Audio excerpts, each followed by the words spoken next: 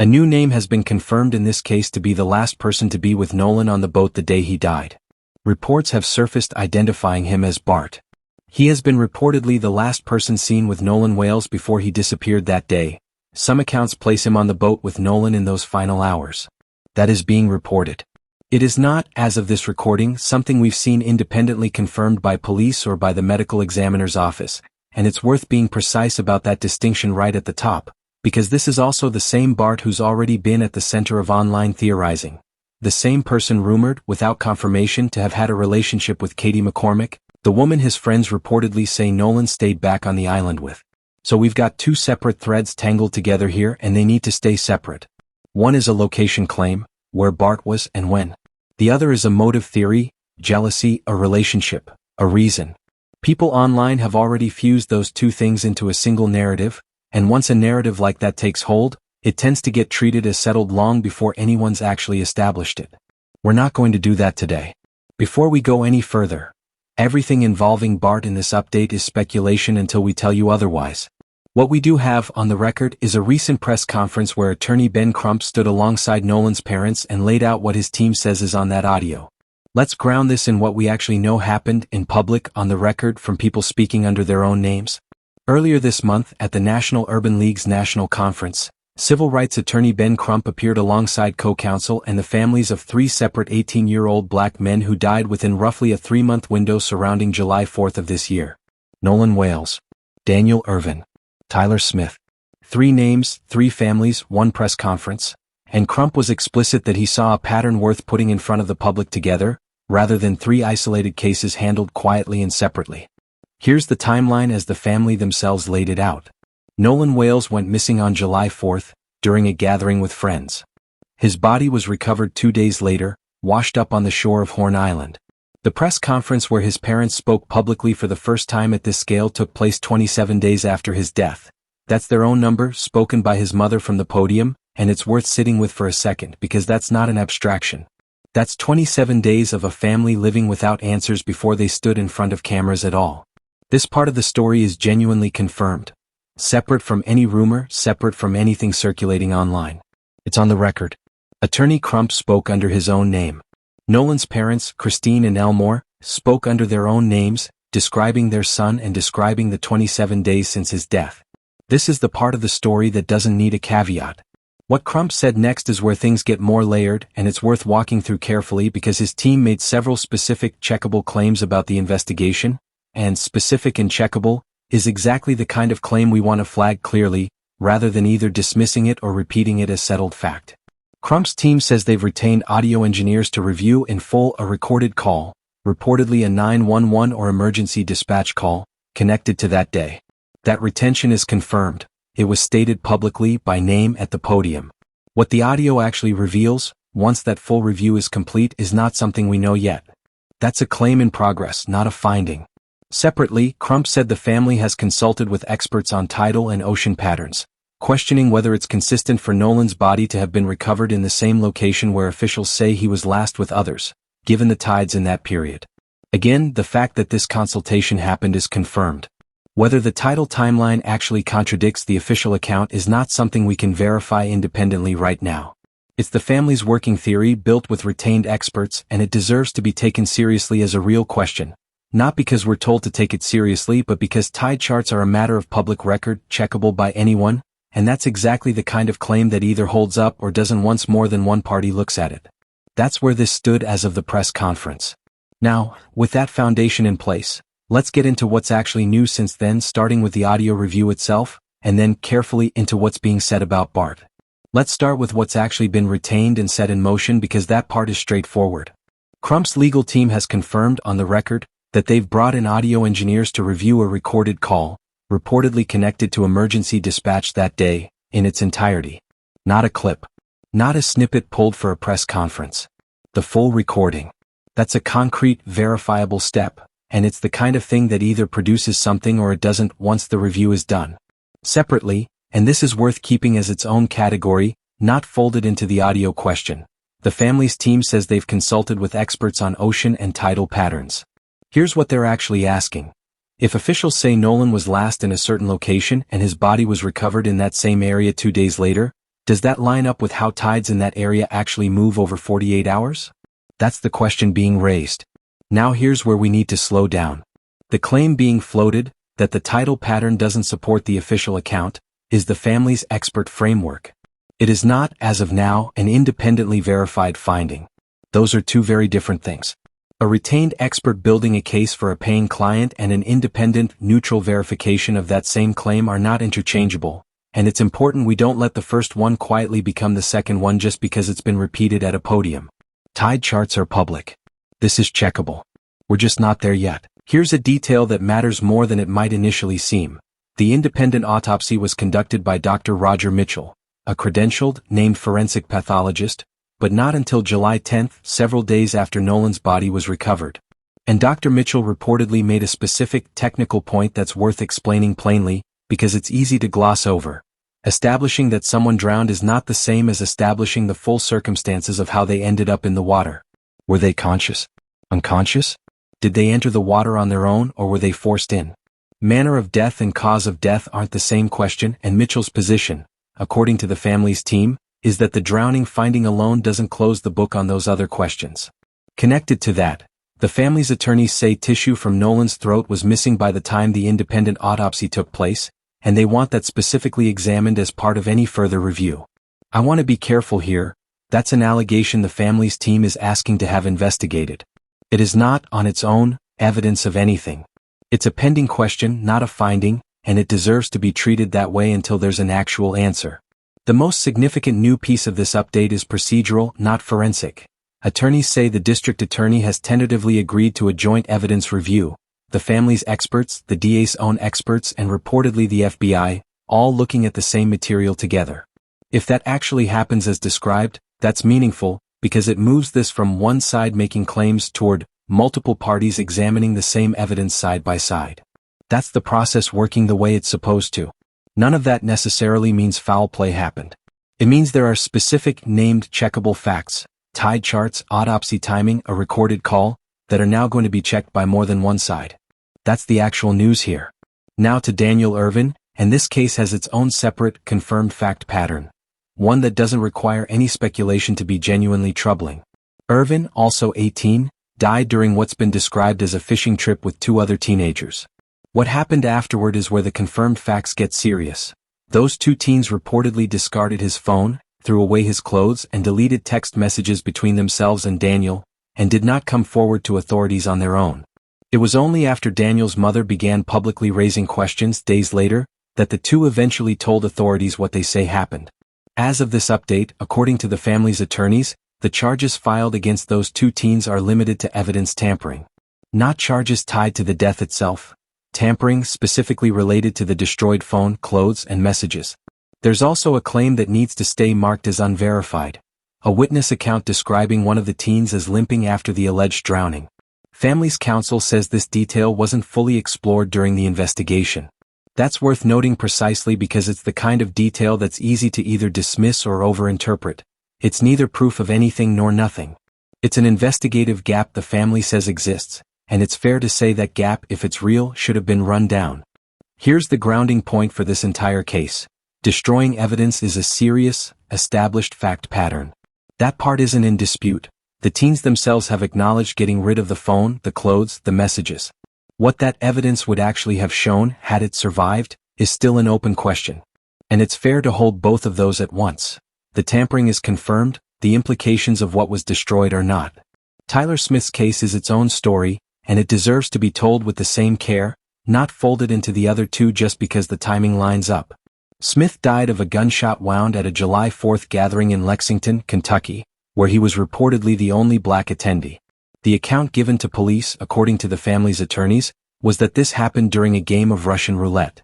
That's the explanation on record. Here's where the confirmed gaps start, and they're worth walking through slowly, because each one is independently significant. No gunshot residue testing was reportedly conducted at the scene, which, for anyone unfamiliar with basic investigative procedure, is normally one of the first things done when someone is said to have shot themselves. That test either happened or it didn't, and according to the family's team, it didn't. Separately, the gun that was ultimately linked to the shooting reportedly did not match the casings found at the location initially described. Two different physical facts. both concrete, both checkable. It was reportedly 7 days before a different weapon was recovered, and that recovery happened only after police surrounded one individual's home. 7 days in an active death investigation is not a small gap.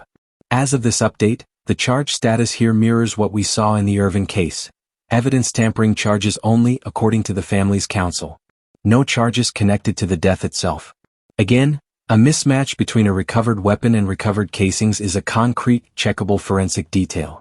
It's not proof of anything on its own. It's a gap that deserves an answer, and right now, according to the family, that answer hasn't been given. Now back to where we started.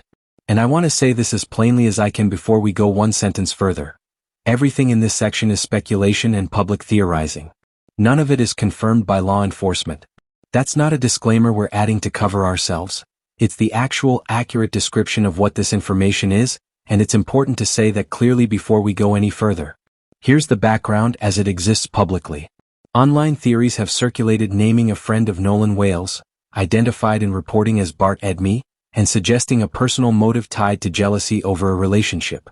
His attorney has publicly and directly denied that any such relationship existed, and has separately disputed that the woman identified in circulated photos is even who people online say she is. That denial is on the record. What it's denying is not established fact. It's a theory, and the denial of a theory doesn't confirm the theory was ever true in the first place. It just tells us it's contested. There's a real-world consequence worth naming here, because it shows how theories like this don't stay contained to comment sections. An online commentator who publicly floated this theory reportedly received a cease and desist letter from Bart's attorney. Her public response, declining to be intimidated, describing herself as judgment-proof, is part of this story now. But I want to be precise about what that response actually tells us. It tells us about her and about how she's choosing to handle a legal threat. It tells us nothing about whether the underlying theory is true. Confidence in the face of a legal threat isn't evidence. Neither is a legal threat itself. Here's what is actually on the record in Bart's own corner. His attorney states that he has cooperated with police, that he provided law enforcement with the names of roughly 20 people who were present that day, and that he says he wants to know what happened to Nolan Wells. That's a specific, attributable claim, made by a named attorney, and it's fair to report it as exactly that. I want to be direct about something. We're not going to repeat the specific theory in more detail than we already have, and we're not going to try to adjudicate it here. What's actually reportable responsibly is that the theory exists online, that it's disputed by the person it's about, and that it's already led to real legal threats. Whether it's true is not something we're in a position to determine, and frankly, neither is anyone currently discussing it publicly. There's a broader discussion happening around this too.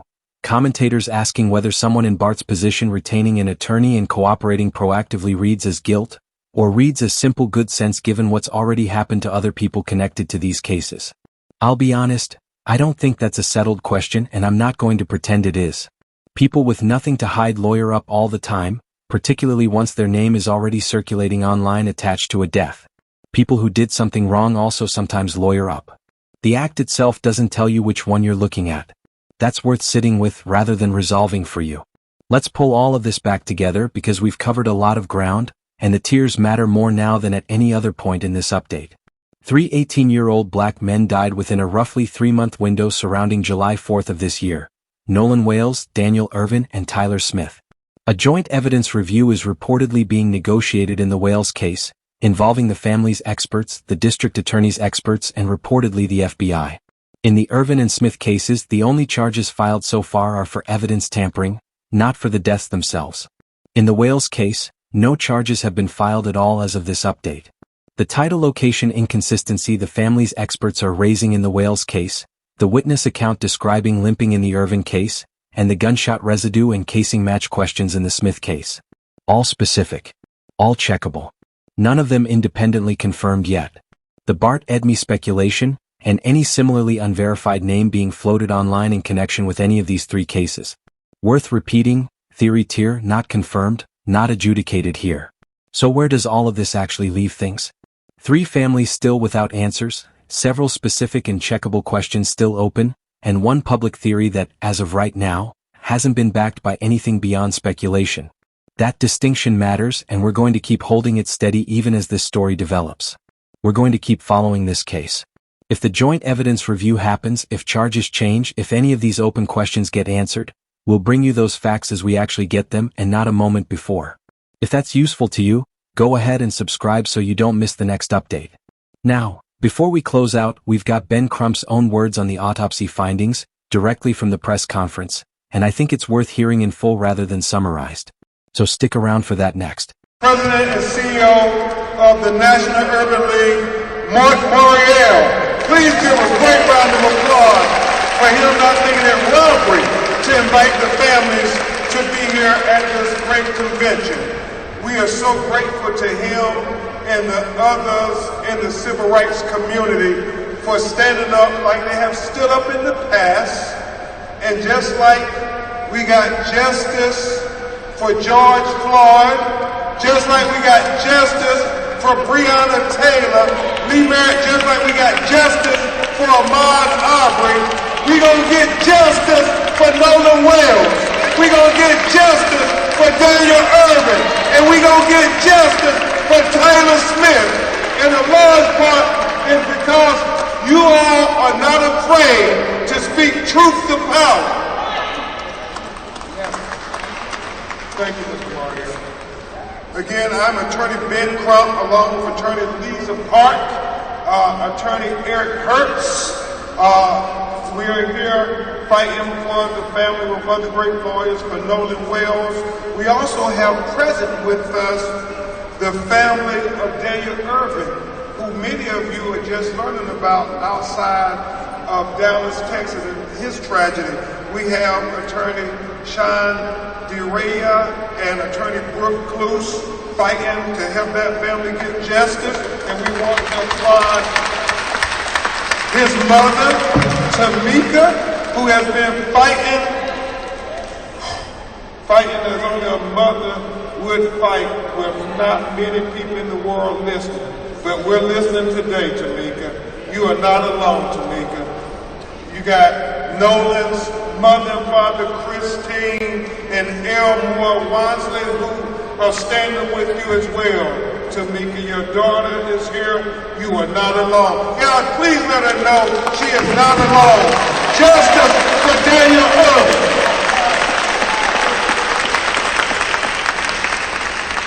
Attorney Harry Daniels, we also have the family of Tyler Smith, Lexington, Kentucky. You're going to hear from all these families. You're going to hear from Tyler's mother and especially his grandmother. Until the lawyers get there, until the community advocates get there, a lot of times these families are just by themselves, President Mariel. And thank God for this mother and this praying grandmother who refused to let them sweep the death of her grandbaby under the rug. And so I will say briefly about each of these tragedies. Obviously, many of you know about Nolan Wells. And you'll hear from his mother and father after brief remarks by Attorney Hertz and Attorney Park. But we all know July 4th, Nolan Wells goes with friends, celebrating the 4th of July. All the friends come back. Nolan Wells tragically washes up on the shore 2 days later, dead. And so we know all the current events that have been happening. We are announcing that we have the audio from the officials, and we have retained and are consulting with some of the foremost audio engineering experts to review those audio tapes from the CTO call in its entirety. We also, and Attorney Hertz may go into greater detail on these matters, have consulted President Mariel with oceanic engineering experts to talk about how these facts are lining up. The fact that they say Nolan's body was found in the same location where they say they left him at. And so we want to know, how is that possible with the oceanic tides? We want the expert. I mean, you got low tides and high tides. It's not adding up, so we are going to dot every I and cross every T until we find out what happened to Nolan Wells. Attorney Hurst will also go into a little more detail at Attorney Park about how we're trying to coordinate with Dr. Roger Mitchell, who conducted the independent autopsy of Nolan Wells, to be able to inspect his throat that was missing with his body when he was flown to do the autopsy with Dr. Mitchell. Also, we are hopeful that they will discuss with Dr. Mitchell the photographs and observations made at the time when Nolan was first discovered, because Dr. Mitchell did not get an opportunity until July 10th to be able to examine his body. And at that time, we know the airways and the lungs had already been dissected and so forth, so we can't tell if there was the presence of water or not. That would suggest whether he drowned or not. And remember what Dr. Roger Mitchell said in his autopsy. President Mariel, he talked about the fact that to say he drowned does not draw the conclusions of what happened to Nolan Wells. He said it is equally important to know at what condition was Nolan Wells' body when he went into the water. Was he conscious or was he unconscious? Was he forced into the water or did he go unforced into the water? He said all of these things are very important. And so we're dotting I's and crossing T's. We are focused on getting to the truth, and we stand for the truth. Me and everybody on my legal team stand for the truth, no matter who it implicates or who it exonerates. We stand for justice, no matter who it convicts or who it acquits. And we stand for transparency, so everybody can see. And that's all we want. We want answers. We're not casting aspersions on anybody. We are saying that we want to make sure everybody who is remotely involved has their questions answered, to make sure we have a full and fair and impartial and transparent investigation. And is that too much to ask for these broken-hearted parents? Is that too much to ask? That's how, if it was your child, wouldn't you want the same thing?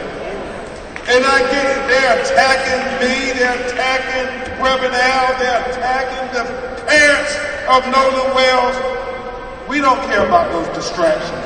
We ain't no ways tired. We are completely focused, completely laser focused on getting to the truth, the whole truth, and nothing but the truth. So help us, God. And so the threats, the attacks mean nothing to us. We will not be deterred. Look into our eyes. We're going to get to the truth. I am so grateful to Mr. Byron Allen for donating $100,000 to the GoFundMe so we can help get the best experts in the world. I am thankful to Reverend Al Sharpton. I am thankful to Mr. Tyler Perry. I'm thankful to Mr. Tara Owens.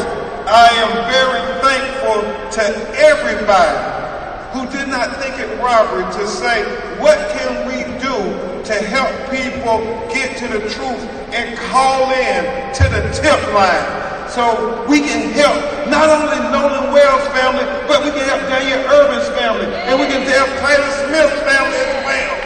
Everybody on social media, please continue to ask questions. Please continue to share photographs, share videos.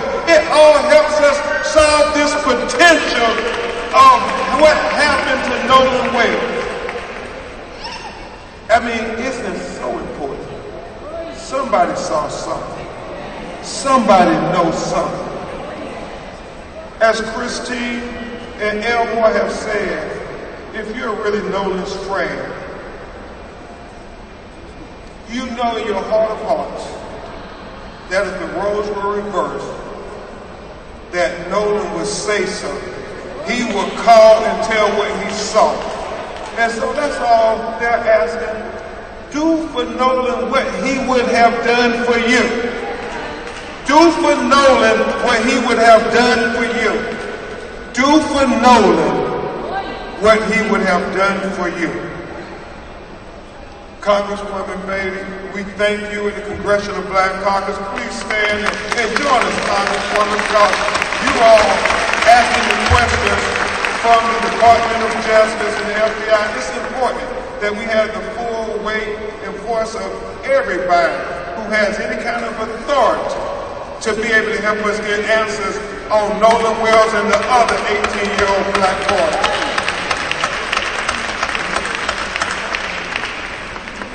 Now, before I bring up the lawyers, I just want to say a word about Daniel Irvin and about his case, and you'll hear from Attorney Sean DeRaya, and after you hear from his mother, Tamika.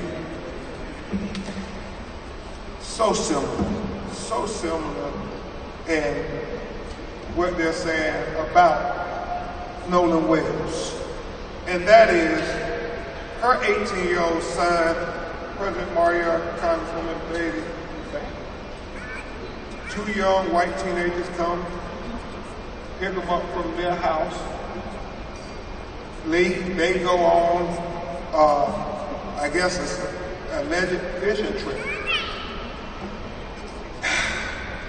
Her son, I guess they are saying, accidentally drowns. But his two friends then throw away his clothes, right, Sean? Throw away his cell phone, go and delete all the text messages between Daniel Irvin and them, and then say nothing. If it's an accidental drowning, why wouldn't you come to his mother and tell her he drowned by accident? Why wouldn't you go to the authorities? Why wouldn't you go to somebody and say, there was a terrible tragedy, he accidentally drowned? But no, they gonna throw away all of the evidence that is germane to finding out what happened. And it's only after his mother raised all kind of hell, and for 4 days they are searching for what happened. Minister Dominique Alexander and the activists in Dallas, they're saying, no, something happened to Daniel Irvin. We got to get to the bottom of this. Then and only then, Mark Mariel, does the young people come forward to the authorities with their parents, and they say, well, we were there, and they confessed that they threw away his cell phone and his clothes, and they deleted the messages. And so law enforcement charged and arrested him after 3 months. 3 months passed, not until Nolan Wells started making the news did they finally come and they arrest them, but not for the death of Daniel Irvin. They arrest him with tampering with evidence, and that's it. And what his mother is saying, what Attorney DeRaya is saying, what Attorney Cruz is saying is simply this: if they would lie about his cell phone and throw it away, if they would lie about his clothes and throw it away, if they would lie about deleting text messages between Daniel and them, how can you believe it when they say it was an accidental drowning? They need to take this case to a grand jury.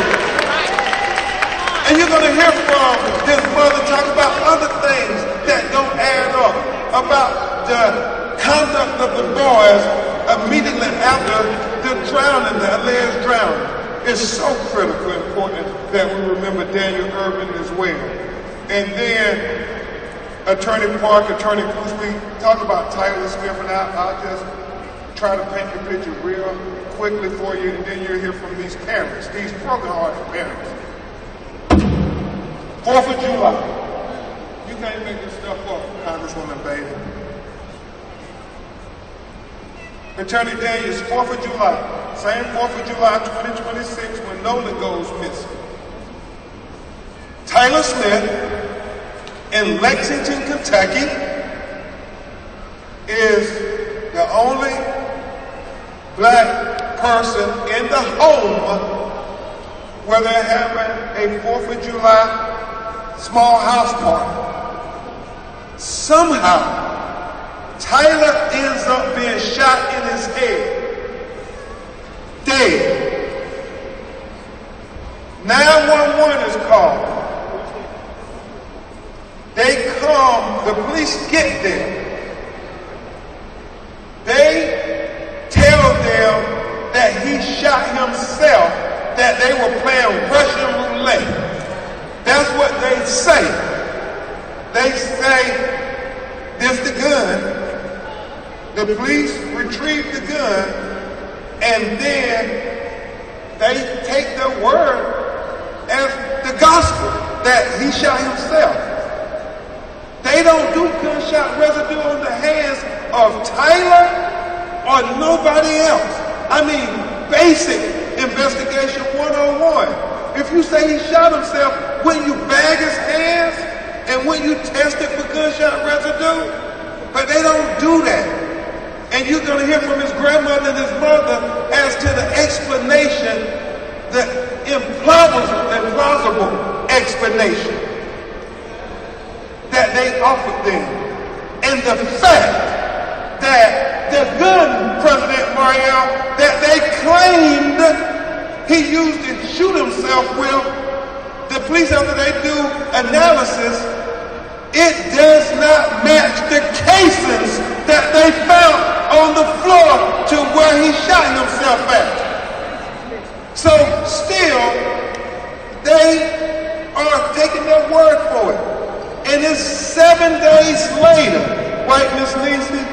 7 days later, after they did say who I was in the house, they have to identify everybody who was in the home.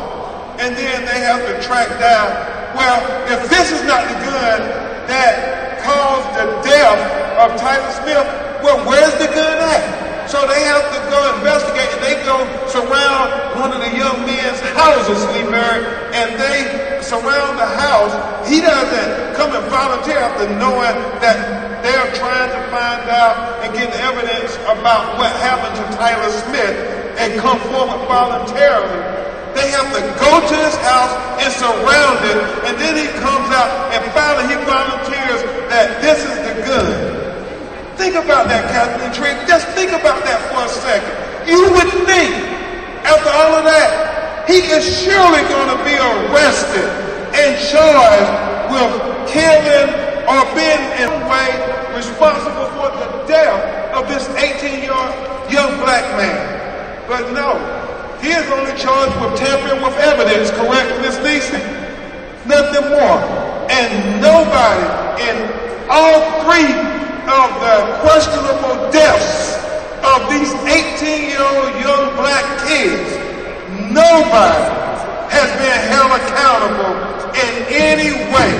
And so that's why we're here saying that we are not deterred. We're not going to let you sweep it under the rug. We're going to get to the answers of what happened to Nolan Wells, what happened to Daniel Irvins, and what happened to Tyler Smith. 3 18-year-old black boys in a 3-month period around 4th of July, 2026, who all were unalived in very similar ways as Nolan Wells.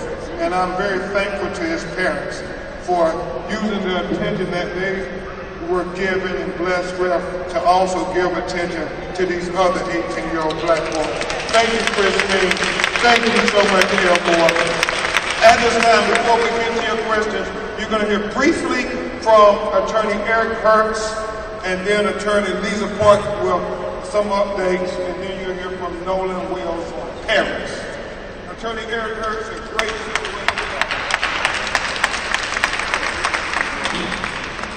Thank you for showing up. I have some brief updates on the Nolan Wells case. We have been working with the district attorney We've gotten a letter back yesterday, and she's willing to listen to some of the evidence we have, although we're having to still discuss her giving us back evidence, and that's something that we will see.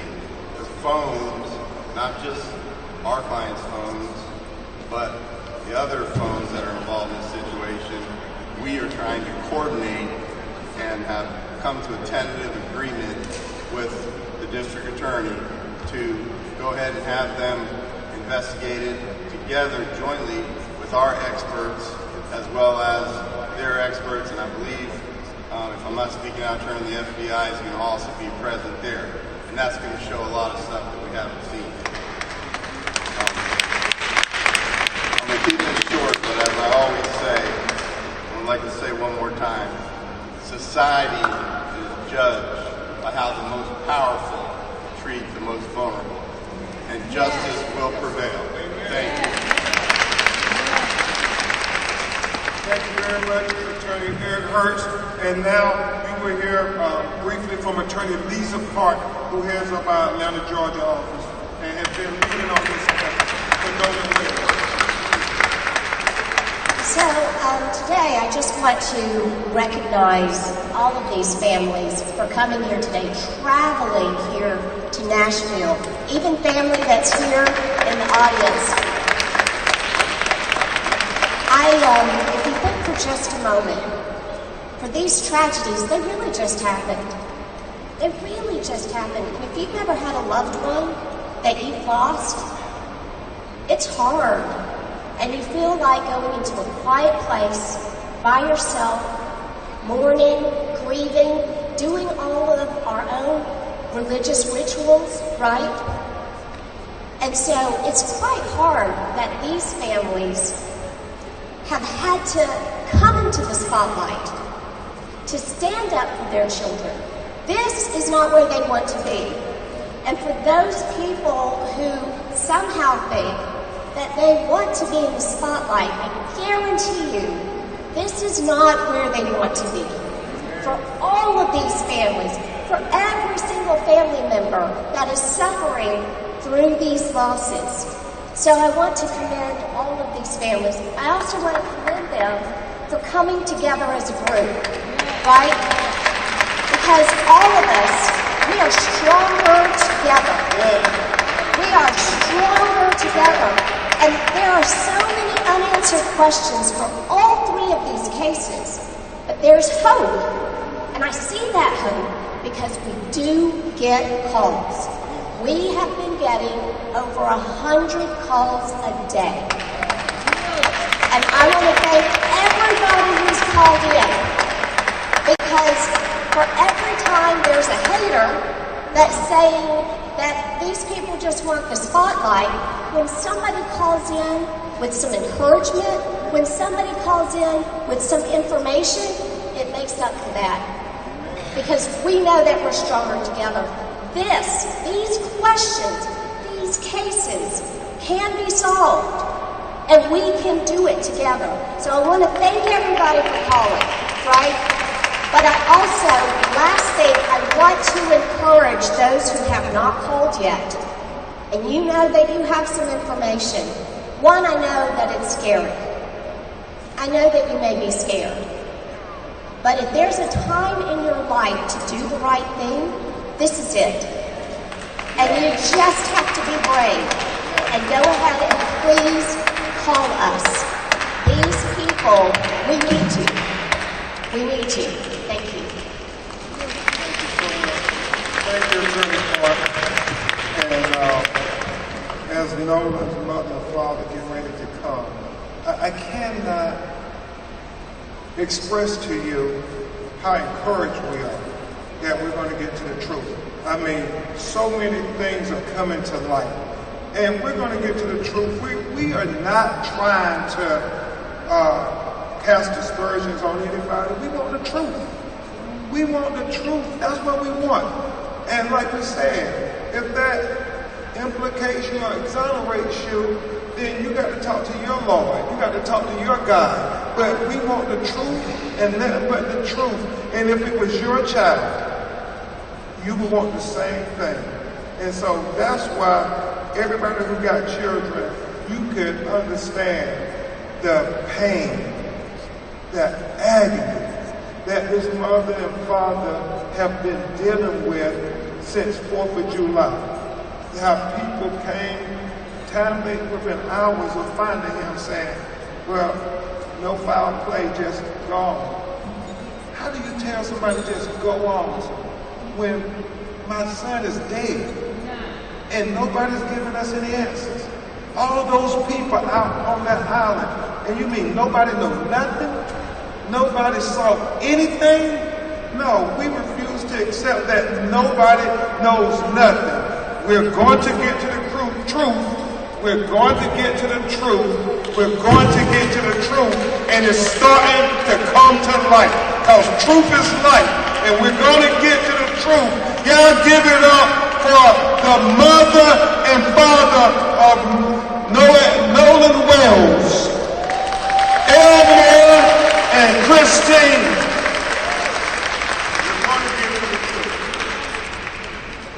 Thank you all for being here today. It has been 27 days since we have been able to talk to our son, to hug him, to tell him we love him. This has been the most difficult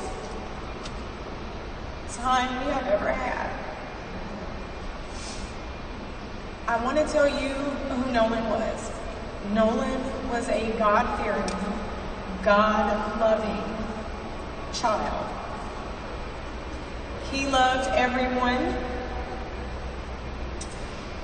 He was the person who would just make you feel comfortable just being in his space. He was never one to exclude.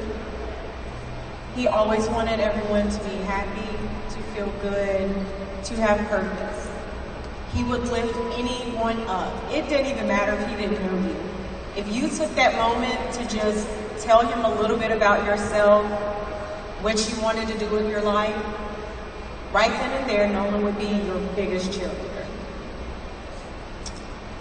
Today we are begging, because I'm not too proud to beg.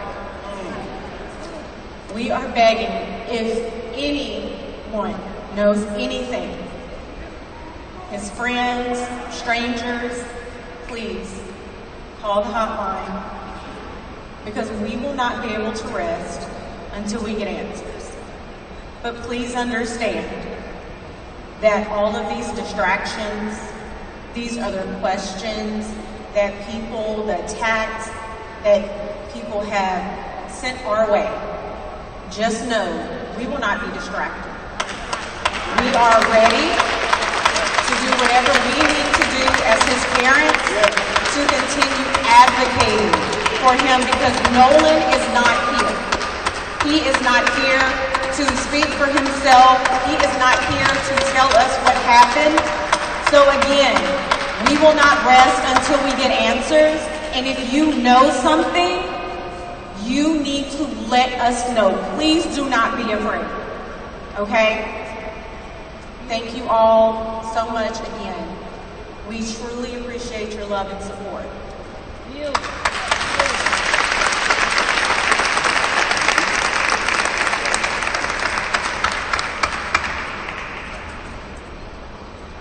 I'm faced with a new challenge every morning, waking up, trying to process this.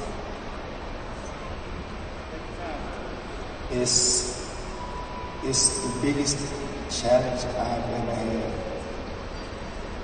I pretty much was raised up like a lot of you. I didn't have a lot, but I always said I wanted to give my children more than what I had. And I think me and my wife did that. We raised Nolan to love everyone, be kind to everyone, because it was just the right thing to do. I got a lot of stuff going, but what I really want to say is, like my wife said, if you know something, and you are really, if Nolan was really your best friend, or for the people who say that he was their friend, please come forward and tell us what you know. All we want to know is the truth. We're not blaming anyone. We just want to know the truth. Any parent wants that.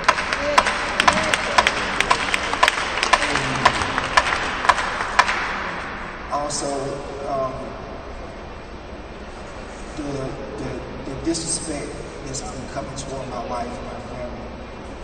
For any parent, no matter what race you are, they need time to grieve.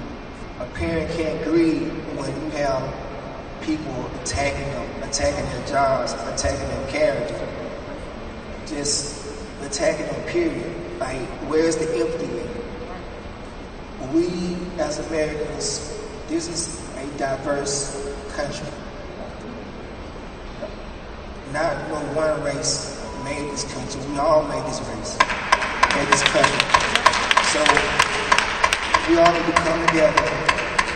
And like I said, if you know something, please come forward and just call our attorneys, give them information, and they'll take it from there. Just help us out, and not just us, but all these families need answers. Anyone with information on any one of these cases, please come forward. Because losing a child is something that you have to lose with the rest of your life. Thank you. Thank you. And President Mario, I would just say the attacks, Christine has been a nurse for years, and she hasn't ever gotten negative reviews. But since she has been advocating to find out what happened to her 18-year-old son after he was washed up dead on Horn Island, sick people have been going on her company's website giving her negative reviews.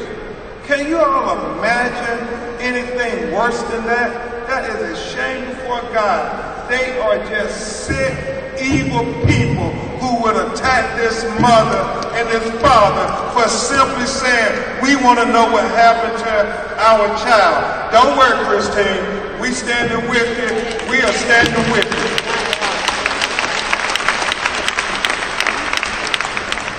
Yeah, and next we're going to have the mother of Daniel Irvin come and talk about her child and tell you what happened in her words, and then you'll hear brief remarks from attorney Sean DeRay.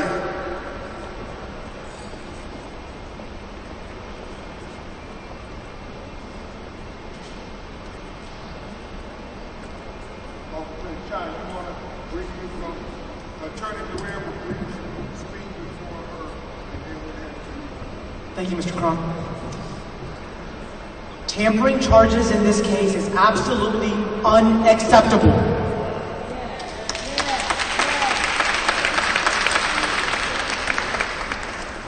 Tampering in itself means that someone intentionally hid, destroyed, or altered evidence.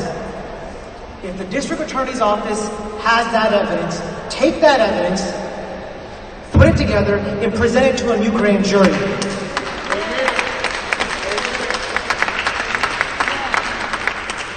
And if the district attorney's office doesn't want to do it, we are calling on an independent investigation by the Department of Justice, because we are here for the truth.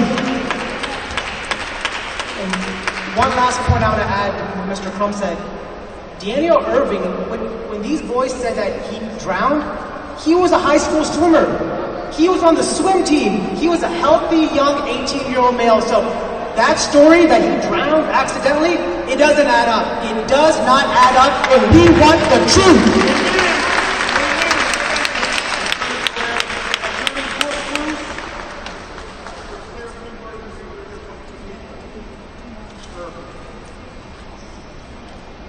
Police and law enforcement are supposed to be protecting and serving. But my question today is, who are they protecting and which communities are they serving? What we want to know is why crimes against Black and brown people receive less justice and less coverage. And I'm going to give you some data to back it up, and I'm going to read it because I don't want to make any mistakes here. Over a 10-year period, statistics show that 53% of black killings go uncharged, no charges related. And so that means over half of those related killings are never prosecuted.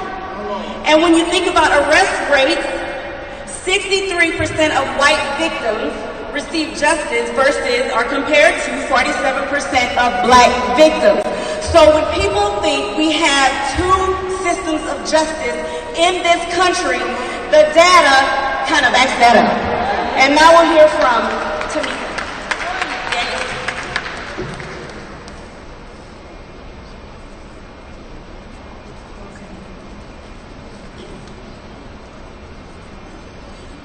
My name is Tamika Irving. I am the mother of Daniel Irving. This is my daughter, Azaria Irving. This is Daniel's eldest sister. So, what a lot of you guys don't know, to give you like some context, my son told me that he was going to go outside and hang with some friends. Okay? And I was under the understanding that he would be in the neighborhood. So I didn't know where my son was. I thought that he was just visiting friends in the neighborhood.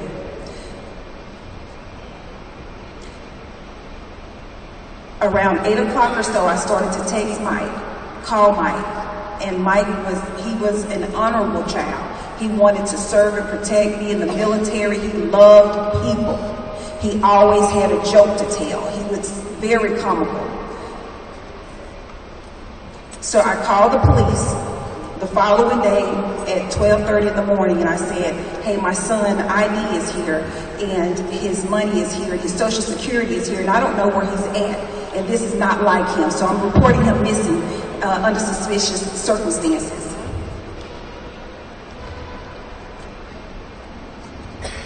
The officers were very dismissive.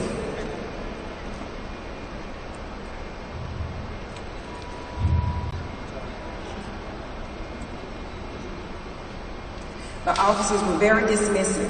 So I didn't get any information about where my son was. I canvassed the neighborhood. I knocked on doors. I asked neighbors for video footage. I had to do the footwork, the research, the investigating. I had to do it. And so to the mothers, to anyone out there who have a loved one, do not wait for the police to do their job.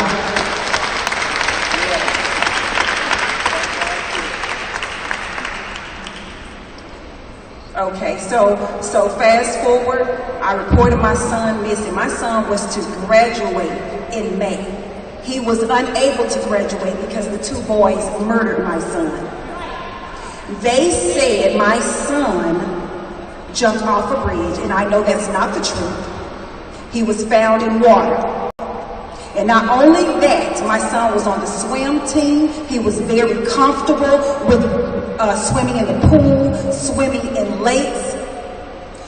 The autopsy report shows my son had an unobstructed airway. So my son did not drown. I want to know why the people that are in place to serve and protect failed to do their job from the very start. When I reported my son missing, it took them 35 hours, over 35 hours to input his information, only in the state system, showing that he was missing. They failed to enter his information in the NCIC, the National Criminal Database. Being my son was under 21, law enforcement had a responsibility to enter his information within 2 hours, and they failed to do that.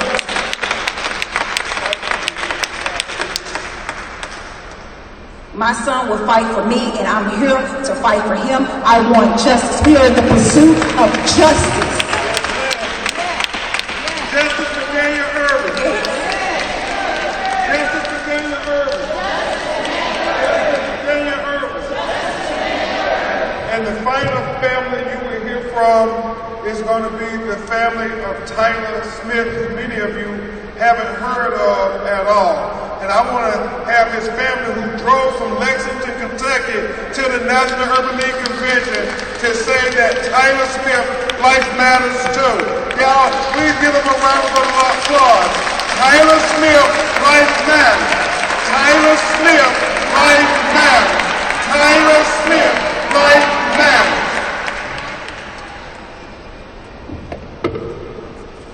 I want to thank everyone for showing up today, supporting all these families. I was asked many times, who is Tyler? What does Tyler mean to you?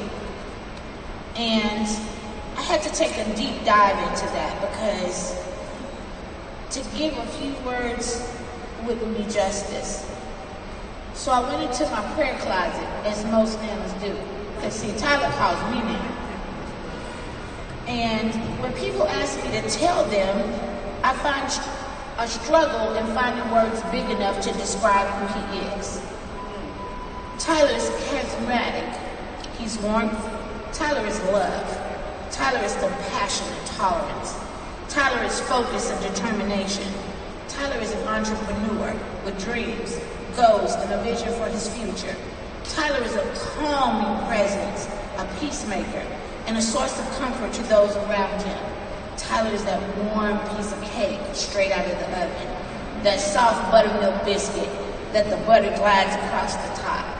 Tyler is the depth of a baby's laughter and the warmth of a grandmother's hug. Tyler is what many people spend a lifetime searching for, but never fully find: a genuine soul with a kind heart and a beautiful spirit. For me, Tyler is much more than all of those things. He's my motivation, my determination, the wind beneath my wings. Even in his absence, he continues to give me strength.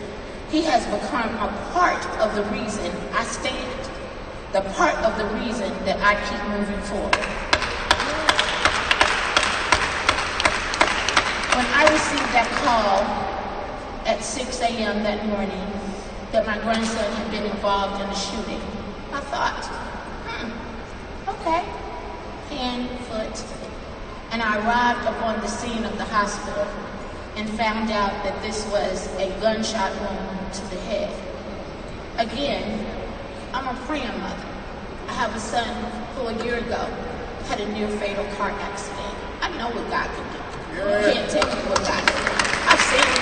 I watch it every day. I watch him learn how to walk and talk. And I comforted his grandfather and said, don't worry about this. We've already been through this fire. It'll be okay. When the physician came out and pronounced my grandson, and she stated, self-inflicted, accidental, I told her, you're a lie, and there is no truth in it. I explained to her immediately. I said, how do you have this evidence for you to know this? She said, because they said. I said, they said? She said, yes. As days progressed, my family and I began to move forward. We got none effort, energy at all from the Lexington Fayette County Police Department. We were told that we needed to accept accidental, self-inflicted. They offered no traces of gun residue, even though I called the coroner's office and the police department. And I begged and pleaded, please, bag his hands. No child, and I say child because it's relative, no one was searched on the scene. They took an investigation as a total from all 5 of these young people and said, they said this is what happened. I asked for gun residue on anyone. The answer that I was given, well, there's no need to bag his hands. Everyone in this room would have gun residue on them. That was their excuse to me. When they moved my grandson in an expedient manner, not to our local coroner's office, but to the state capitol, which I was told wouldn't happen until that following Monday. Miraculously, in 2 hours, he was on his way to the medical examiner in the Capitol. On Monday morning at 10 a.m., they came back and told me again, accidental, self-inflicted. For 17 days, my sons and I worked tirelessly, investigating everything on our own. The police department gave us nothing, absolutely nothing. They treated me as if I were a pirate, asking all the wrong questions. Why do you need to know? We've handed you that carrot already. Take a bite. Settle down. It's accidental, self-inflicted. As I talked to the police chief, I explained to him. He said, well, what do you want from this? What are you looking for? I said, what would you be looking for? Exactly. I want transparency. I want you to simply do the job that you were paid to do. My family never asked you for a bird or beyond. We just asked you to earn the paycheck that you either receive this week or the next. We ask you to simply, the same way you go into our black and brown neighborhoods and you can investigate and you can interrogate and you can charge, give us the same respect. Tyler is loved. He's loved. But most importantly, Tyler calls her mama. Tyler calls me Pepper. That's my baby, Pepper. He's my baby. It will be my dying breath to say his name. No stone will go unturned. I'm not afraid to go to hell and sit with the devil about my work. I want to know. I want transparency. I want someone to speak on it. Continue to say our names. Continue to say our children's names. We deserve answers. We deserve justice. We deserve transparency. That's all we're asking for. And I thank you all so much for the time and the space that you have given every one of us. Justice for Tyler Smith. Justice for Tyler Smith. Justice for Tyler Smith. And we're going to get to the truth on Tyler. I promise you, we're going to get to the truth of what happened to Tyler Smith. At this time, President Mario, we're going to ask that the Congresswoman just say a brief word and take questions. Yes, Evans, CBC, thank you all very much. Let me simply say the two most powerful words we can say. To you as families, to the Urban League family, to you, President and CEO, and my good friend, to you, Attorney Ben Crump. Thank you. But let me just say, the Congressional Black Caucus, we aren't just coming today. We communicated with Attorney Crump, with President Martin Muriel, and we stand with you. And I'll end with your words, Mark. We're going to let justice roll down like a stream and righteousness like mighty waters. We are the Congressional Black Caucus. We stand for you, for justice, transparency, and righteousness. Thank you and God bless you. This has been moving and powerful. We want to take questions from members of the media. Members of the media, if anyone in the working media has a question for Attorney Crump, then please identify yourself, speak real loudly. Go ahead.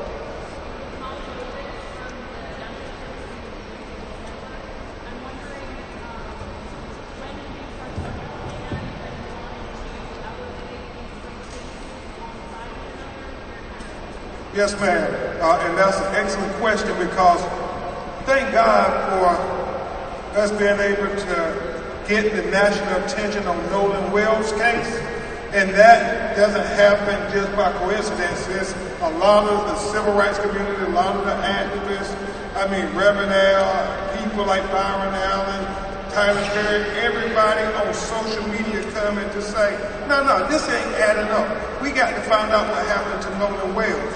And then we get contacted by our good friend, Attorney Sean DeRea, saying that, hey, we got a similar case, Attorney Crump, where you co-counsel with us, and Attorney Brooklyn start working with them, and then we get a call to the call center, President Mariel, and I simply can't believe what happened to Tyler Smith. It shocks my conscience.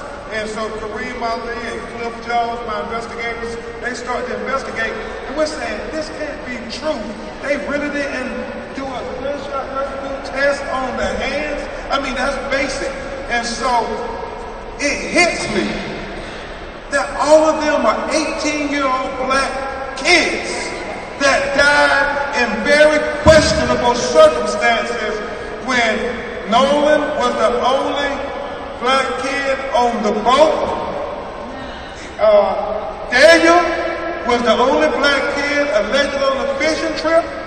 And Tyler was the only black kid at the 4th of July celebration party, house party. And all of them are 18 years old. Look at the dates.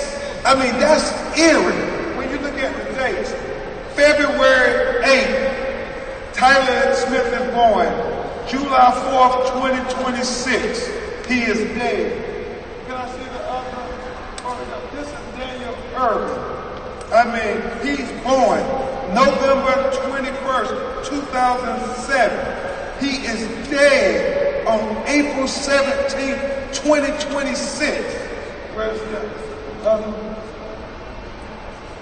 Nolan Wells, born August 19th, 2007. He is dead in July of 2026. The day is yet to be determined.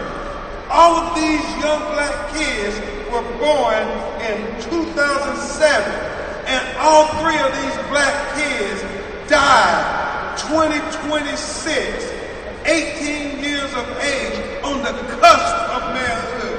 And I said, no, we got to show that this is not a coincidence that all these young 18-year-old black men are ending up dead and nobody's being held accountable. No, we got to bring the law. We got to bring the law.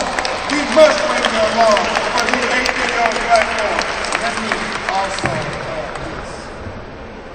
Our members who were planning to come to Nashville asked me late last week if we would be commenting on, dealing with, shedding any light on the Nolan Wells case. I invited Ben Crump to come to Nashville to brief us on the Wells case.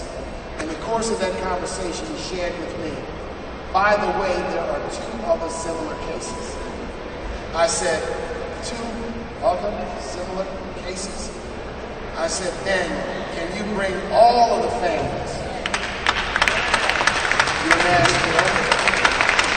Because the thousands of urban leaders who are here are interested in, have a solidarity with, want to hear directly, not through filters, about the circumstances of these cases. And that is what the National Urban League Conference is all about. It is about dealing with the pressing, cutting-edge issues that face the nation and face Black America. So we are here because this is what we do. Yes. Whether it's Trayvon Martin back in the early teens, Michael Brown, George Floyd, Sandra Bland, Breonna Taylor, Tamir Rice, we deal with these issues because our constituency wants to hear directly. And I want to say this, we trust Ben Crump.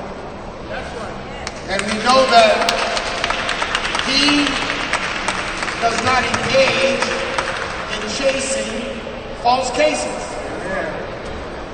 That he also, when he takes a case, that he's going to elevate the word and the personality and the pain of the families. All too often, when Black families are victims of violence and victims of unfair justice system, they suffer in silence. They can't find lawyers with the courage and the ability. They suffer in silence. So I know when Ben Crump has a matter, he is always welcome at the National Urban League Conference to come and bring us up to date. And that's why we're here nationally. Other press questions? Any others? Yes, ma'am. Identify yourself, please. New York Post.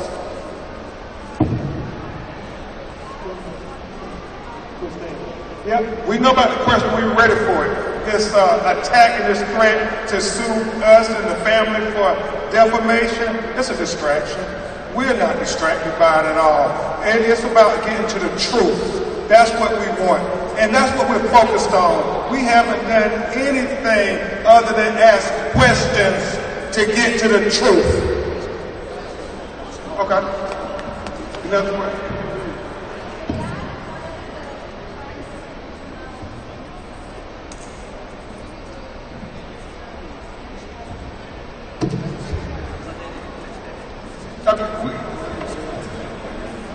That accusation doesn't deserve a response.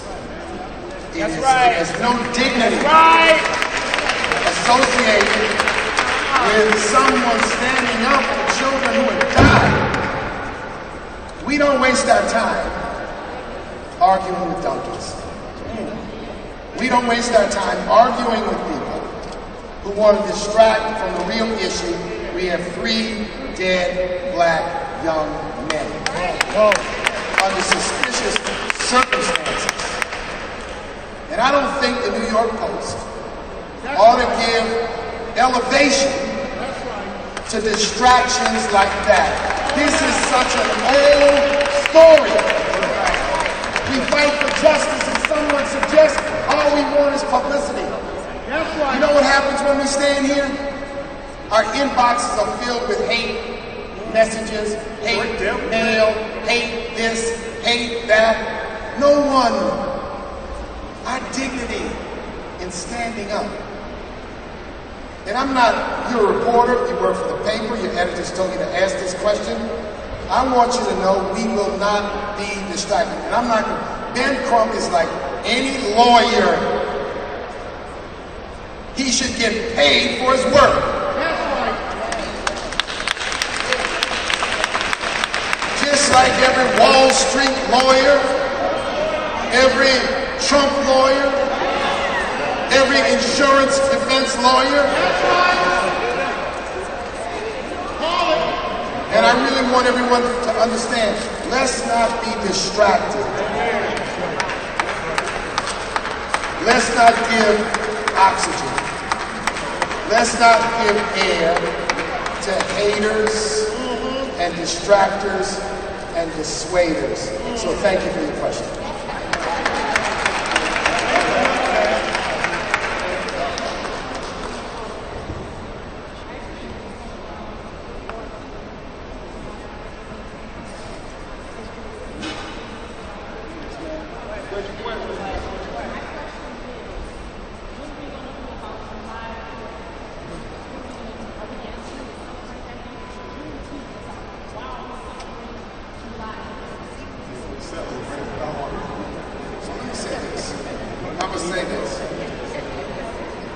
I will not ever surrender the fact that I am American. However, we celebrate Juneteenth. I don't necessarily celebrate July 4th, but I note it as an important day. And I'm not going to fall into the trap that some want to. I fly the American flag in front of my house. But on the other side of my porch, I fly the Juneteenth flag. And we are not going to let anyone diminish our birthright, our constitutional right, our birthright to be treated fairly and justly in this country. It is very difficult and challenging in these times, but we are not going to be tricked. We're not going to be dissuaded. We're not going to be distracted. I am an American. I am an African American. I am a Black American. And I'm proud to be one. But I think we need to clearly understand that African Americans, Black people, and civil rights leaders have always been the conscience of this country. Amen. Have always been loyal to the nation, even in the most challenging times. And I'm not going to suggest it's easy for us, but what we're not going to allow is for people to marginalize us, treat us like second-class citizens, or suggest that somehow, let me tell you what a true patriot is. A true patriot stands up for justice. A true patriot stands up for the families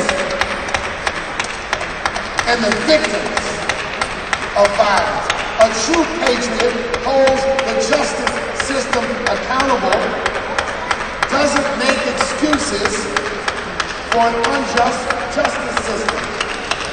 So we gotta understand that we're not gonna get tricked and cornered into people suggesting because we stand up for justice, we're something other than a true and full patriot in this country.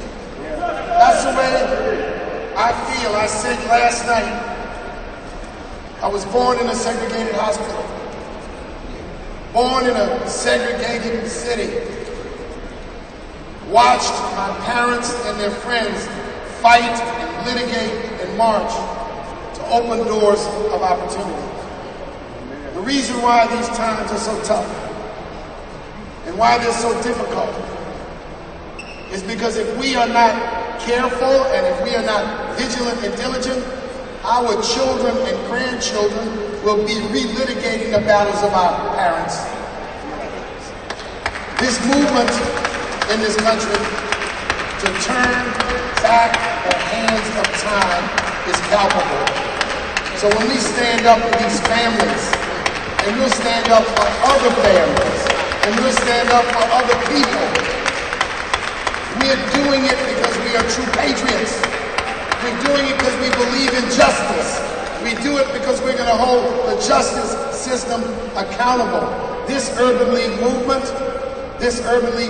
has a mission. And its mission is something we will not surrender. Like the Congressional Black Caucus says, we have no permanent friends, we have no permanent enemies, we only have permanent interests. So thank you for your question. And let me say this before I move on to the final two questions. You know, we as African Americans, as WB Du Bois said, we have this duality. I mean, on one hand, we know that when the founders wrote the Constitution, they never expected that the rights would apply to us. But like my personal hero, Thurgood Marshall said, I know they didn't intend it to apply to us, but we're going to make it apply to us anyway because we are American citizens. And if anybody built this country, it was our ancestors with the toiling in the cotton fields. I mean, doing the things that made this very young country become such a prosperous country at such an early age in its infancy. I mean, when you think about what slavery did to elevate America, that were our ancestors. So, yes, I'm going to celebrate the 4th of July essence every year because my ancestors built this joint. And then I'm really going to celebrate on the Juneteenth because I know that is what we do to acknowledge our ancestors. Just like Jewish Americans celebrate the 4th of July in their important dates, just like Italian Americans celebrate the 4th of July in their important dates, just like Spanish Americans celebrate the 4th of July in important dates to them. Black people, we celebrate the 4th of July because we built America.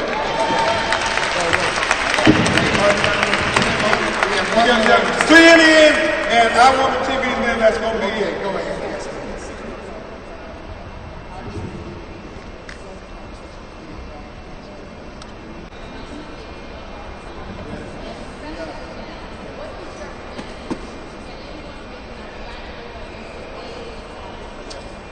message would be that we have to have tough conversations. This is something our community already knows.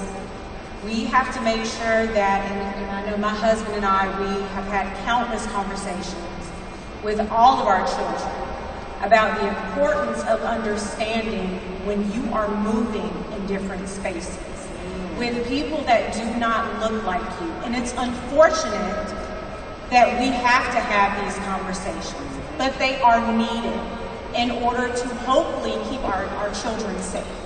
So I would say to all the mothers out there, especially my Black mothers, we just have to keep pushing forward. We have to do the things to protect our children. Any last question? Kathleen Jones, I will